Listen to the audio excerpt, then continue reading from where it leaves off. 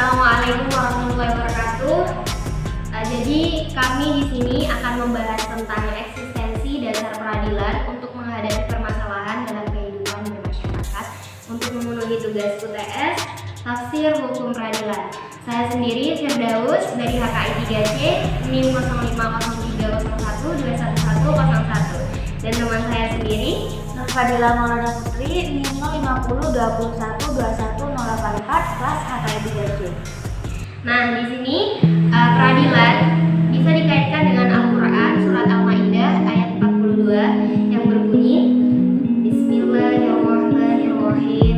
Sama'una lil-kadhibi aktsaruna lis-suhti fa in ja'uka fahkum bainahum aw a'ridarhum wa in tu'ridarhum wa la yahduka syai'an wa in hakamta fahkum bainahum bil-qist innallaha yuhibbul muqsitin. Nah, di sini peradilan itu sendiri adalah proses penerapan dan penegakan hukum demi keadilan. Sedangkan pengadilan sendiri untuk mengadili atau tempat yang mengadili untuk orang-orang yang bertujuan mencari keadilan. Kalau menurut Mbak Nur Fadila sendiri, pengadilan itu maksudnya peradilan itu sendiri apa sih?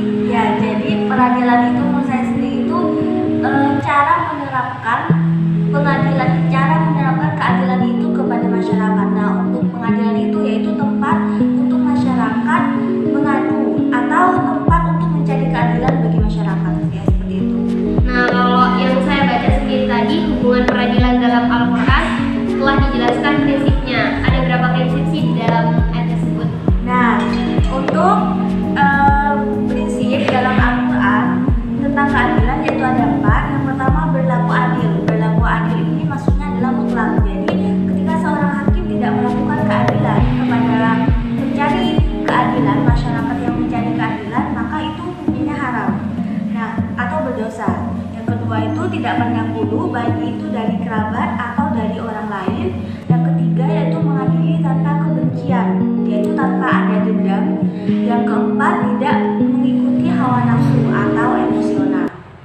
Nah, untuk saya sendiri, saya akan menjelaskan tentang asbabun nuzulnya, yaitu tentang kebiasaan orang Yahudi yang sering menerima uang suap yang dijadikan mata pencarian oleh mereka, di mana prinsip-prinsip mereka, siapa yang membuat suapnya, maka dia yang menang dalam perkaranya. Kalau untuk Indonesia sendiri mungkin bisa dikaitkan, banyak sekali jabatan-jabatan di Indonesia itu ditangguhkan, maksudnya dikuatkan. Jadi mereka yang jabatannya lebih tinggi itu yang mendapatkan keadilan secara pokok seperti itu. Kalau menurut Mbak Nur Fadila sendiri seperti apa?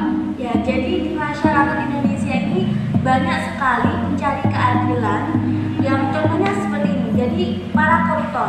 Nah, ketika koruptor itu otomatis uangnya lebih banyak ya, suap menyuapnya. Nah, itu biasanya ketika melakukan pelanggaran hukum itu sanksinya itu lebih ringan daripada masyarakat yang bisa dibilang ekonominya tergolong rendah dan dia itu tidak bisa menyuap atau membayar penjabat, walaupun bisa dikategorikan pejabat itu tidak semuanya melayani suap menyuap. Itu biasanya mereka itu tidak mendapatkan keadilan di mata hukum. Jadi ya lebih ke suap menyuap, lebih ya. Saya ingin menambahkan, jadi kalau semua dikaitkan dengan hukum yang ada di Indonesia seperti itu, nah, di mana ada studi kasus seorang nenek-nenek yang mencuri sebatang tebu saja, dia bisa dikenakan sanksi 3-5 penjara, ya, hukuman. Sedangkan untuk koruptor sendiri, dia hanya dikenakan sanksi 5 tahun. Padahal di dalam hukum itu dia bisa dicabut hak politiknya, di penjara selama 20 tahun dan dia tidak mendapatkan hak apapun terhadap politik. Maksudnya kayak nggak boleh nyalon lagi atau apa. Nah, itu di mana letak keadilannya? Tidak ada sama sekali. Nah, ya, saya menambahkan hal ini juga bertentangan dengan prinsip keadilan dalam Al-Quran, di mana hakim itu tidak boleh